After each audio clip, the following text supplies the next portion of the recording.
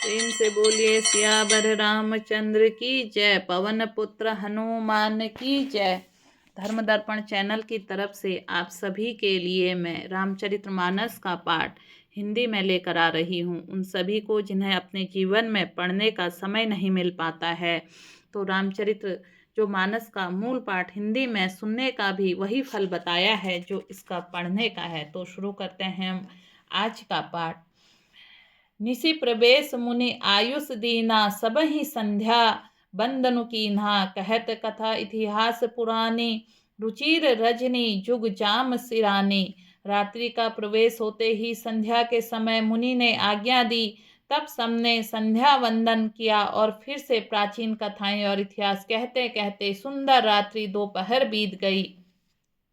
मुनिवर शयन की नहीं तब जाई, लगे चरण चापन दो भाई। जिन्ह के चरण सरोरुहरा लागी, करत विविध जब जोग विरागी।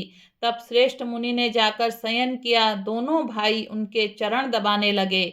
जिनके चरण कमलों के दर्शन एवं स्पर्श के लिए वैराग्यवान पुरुष भी भांति भांति के जप और योग करते हैं, तेई दोऊ बंधु प्रेम जनु जीते। गुरुपद कमल पलोटत प्रीते। बार बार मुनि आज्ञा दे नहीं, रघुबर जाई शयन सब तब की नहीं। वे दोनों भाई मानो प्रेम से जीते हुए प्रेम पूर्वक गुरुजी के चरण कमलों को दबा रहे हैं।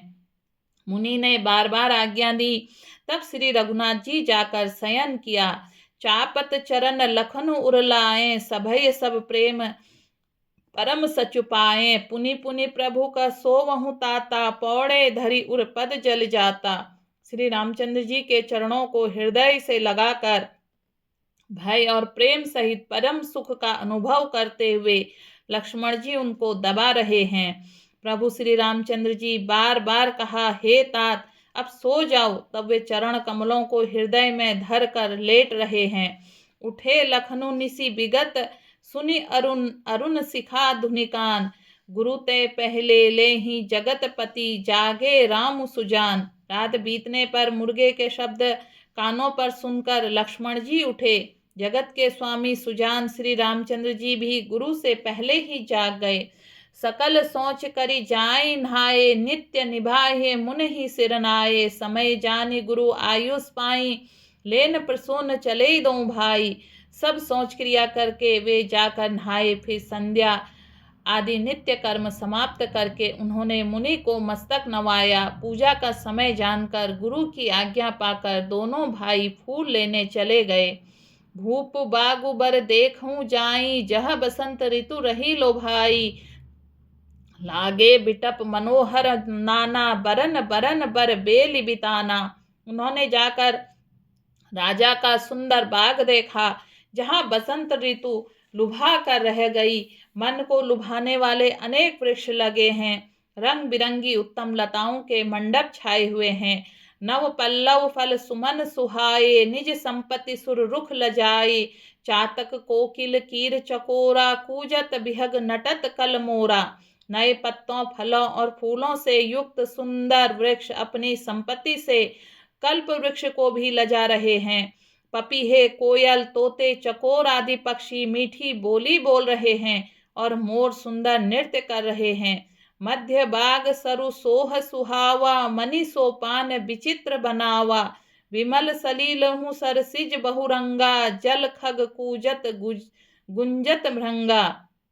बाग के बीचों बीच सुहावना सरोवर सुशोभित है, जिसमें मणियों की सीढ़ियां विचित्र ढंग से बनी हैं। उसका जल निर्मल है, जिसमें अनेक रंगों के कमल खिले हुए हैं। जल के पक्षी कलरव कर रहे हैं, भ्रमर गुंजार कर रहे हैं। बागु तड़ागु बिलो की प्रभु हर से बंधु समेत, परम रम्य आरामु यहु जो राम ही सुख देत। बाग और सरोवर देखकर प्रभु श्री रामचंद्र जी भाई लक्ष्मण सहित हर्षित हुए। यह बाग वास्तव में परम रमणीय है, जगत को सुख देने वाले श्री रामचंद्र जी को सुख दे रहा है। चहु दिशि चितई पूछी मालीगन, लगे लेन दल फूल मुदित मन। तेहि अवसर सीता तह आई, गिरजा पूजन जननी पठाई। चारों ओर दृष्टि डालकर और मालियों से पूछकर वे प्रसन्न मन से पत्र पुष्प लेने लगे। उसी समय सीता जी वहां आई। माता ने उन्हें गिरिजा पार्वती जी की पूजा के लिए फूल लेने के लिए भेजा। संग सखी सब सुभग सयानी, गावहीं गीत मनोहर बानी। सर समीप गिरिजा गृह सोहा, बरन न जाई देख मनु मोहा। साथ में सब सुंदरी और सयानी सखियां हैं जो मनोहर वाणी से गीत गा रही हैं। सरोवर के पास गिरजा का मंदिर सुशोभित है, जिसका वर्णन नहीं किया जा सकता है। देखकर मन मोहित हो जाता है। मंजनु करी सर सखिन समेता, गई मुंदित मन गौरी निकेता। पूजा की नहीं अधिक अनुरागा, निज अनुरूप सुभग बरु मांगा। सखियों सहित सरोवर में स्नान करके सीता जी प्रसन्न मन से गिरिजा जी के मंदिर में गई। उन्होंने बड़े प्रेम से पूजा की और अपने योग्य सुंदर वर मांगा। एक सखी सिय संगु बिहाई, गई रह देखन फुलवाई। तहि दोऊ बंधु बिलो के जाई, प्रेम विवश सीता पही आई। एक सखी सीता जी का साथ छोड़कर फुलवाली देखने चले गई थी। उसने जाकर दोनों भाइयों को देखा और प्रेम में विहल होकर वह सीता जी के पास आई। तासु दशा देखी सकिन पुलक गात जलुनैन, कहूँ कारण निज हरस कर पूछहीं सब मृदुबैन। सखियों ने उसकी दशा देखी, उसके शरीर पर पुलकित है और नेत्रों में जल भरा है। सब कोमल वाणी से पूछने लगी, अपनी प्रसन्नता का कारण बता। देखन बागु कुंवर दुई आए, वै किशोर सब भांति सुआए। श्याम गौर किमि कहो बखानी, गिरा अनियन नयन बिनु बानी। उसने कहा, दो राजकुमार बाग देखने आए हैं, किशोर अवस्था के हैं और सब प्रकार से सुंदर हैं। वे सांवले और गोरे रंग के हैं। उनके सौंदर्य को मैं कैसे बखान कर कहूँ। वाणी बिना नेत्र की है और नेत्रों की वाणी नहीं है। सुनी हरसी सब सखी सयानी, सियहि अति उत्कंठा जानी। एक कहे नृपसुत तेई आली, सुने जे मुनि संग आए काली। यह सुनकर सीता जी के हृदय में बड़ी उत्कंठा जानकर सब सयानी सखियां प्रसन्न हुई।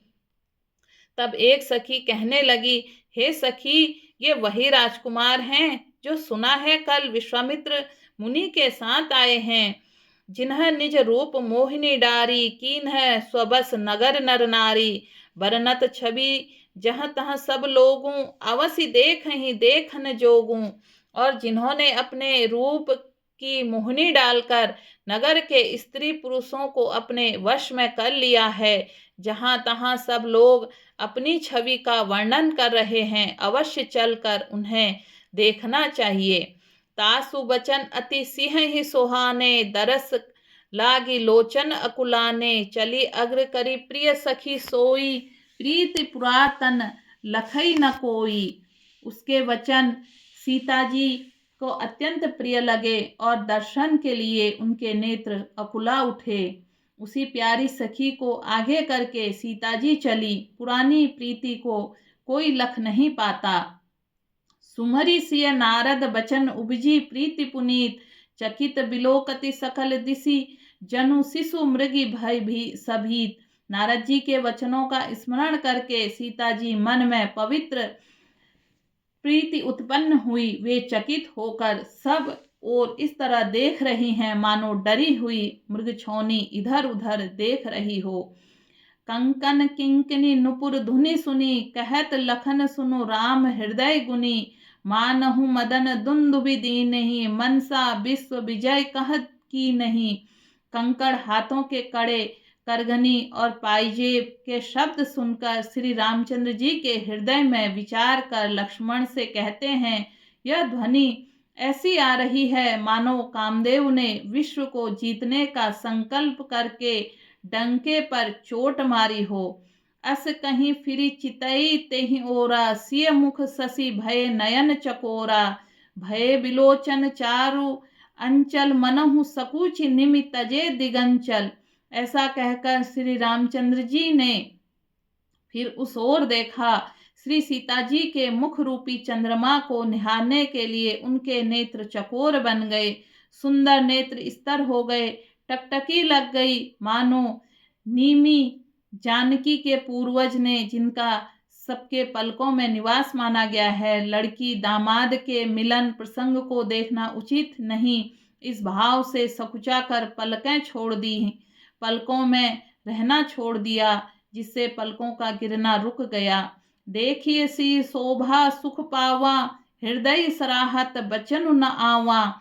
जानू बिरंची सब निज निपुनाई, बिरंच विश्व कहाँ प्रगति देखाई। सीता जी की शोभा को देखकर श्री राम जी ने बड़ा सुख पाया, मानो ब्रह्मा ने अपनी सारी निपुणता को मूर्तिमान कर संसार को प्रकट करके दिखा दिया हो। सुंदरता कहूँ सुंदर करई छवि ग्रह, दीप शिखा जनु बरई। सब उपमा कवि रहे जुठारी, कहीं पटतरों विदेह कुमारी। वह सीता जी शोभा सुंदरता को सुंदर करने वाली हैं। वह ऐसी मालूम होती हैं मानो सुंदरता रूपी घर में दीपक की लौ जल रही हो। अब तक सुंदरता रूपी भवन में अंधेरा था, यह भवन मानो सीता जी की सुंदरता रूपी दीप शिखा पाकर जगमगा उठा है, पहले से भी अधिक सुंदर हो गया है। सारी उपमाओं को कवियों ने जूठा कर रखा है। मैं जनक नंदनी श्री सीता जी की किससे उपमा दूं। सिय शोभा ही बरनी प्रभु, आपनी दशा विचारी। बोले सुचिमन अनुज सन वचन समय अनुहारी। इस प्रकार हृदय में सीता जी की शोभा का वर्णन करके और अपनी दशा को विचार कर प्रभु श्री रामचंद्र जी पवित्र मन से अपने छोटे भाई लक्ष्मण से समयानुकूल वचन बोले। तात जनक तनिया यह सोई, धनुष यज्ञ जेहि कारण होई। पूजन गौरी सखी ले आई, करत प्रकाशो फिरई फुलवाई। हे तात, यह वही जनक जी की कन्या है जिसके लिए धनुष यज्ञ हो रहा है। सखियां इसे गौरी पूजन के लिए ले आई हैं। यह फुलवाड़ी में प्रकाश करती हुई फिर रही है। जासु बिलो की अलौकिक शोभा, सहज पुनीत मोर मनु शोभा। सो सबु कारण जान विधाता, फरक ही सुभद अंग सुन भ्राता। जिसकी अलौकिक सुंदरता देखकर स्वभाव से ही पवित्र मेरा मन शुद्ध हो गया है। यह सब कारण अथवा उसका सब कारण तो विधाता जाने, किंतु हे भाई सुनो, मेरे मंगलदायक दाहिने अंग फड़क रहे हैं। रघुवंश सीना कर सहज सुभाऊ, मन कुपत पंगु धरई न काऊ। मोहि अतिशय प्रीति मन केरी, जहीं सपने हूँ पर नारी न हेरी। रघुवंशियों का यह सहज जन्मगत स्वभाव है कि उनका मन कभी कुमार्ग पर पैर नहीं रखता। मुझे तो अपने मन का अत्यंत ही विश्वास है कि जिसने जागृत की कौन कहे, स्वप्न में भी पराई स्त्री पर दृष्टि नहीं डाली है। जिनका लहई न रिपुरन पीठी, नहीं पावही परतीय मनु डीठी। मगन लेहि न जिन्ह के दाही, ते नरबर थोरे जग माही। रण में शत्रु जिनकी पीठ नहीं देख पाते, अर्थात जो लड़ाई के मैदान से भागते नहीं। पराई स्त्रियां जिनके मन और दृष्टि नहीं खींच पाती हैं, और भिखारी जिनके यहाँ से नहीं पाते, खाली हाथ नहीं लौटते, ऐसे श्रेष्ठ पुरुष संसार में थोड़े हैं। करत बात तक ही अनुज सन मन सिय रूप लोभान। मुख सरोज मकरंद छवि, करई मधुप इव पान। श्री राम जी के छोटे भाई से बातें कर रहे हैं, पर मन में सीता जी के रूप को लुभाया हुआ है। उनके मुख रूपी कमल के छवि रूप मकरंद रस को भौरे की तरह पी रहा है।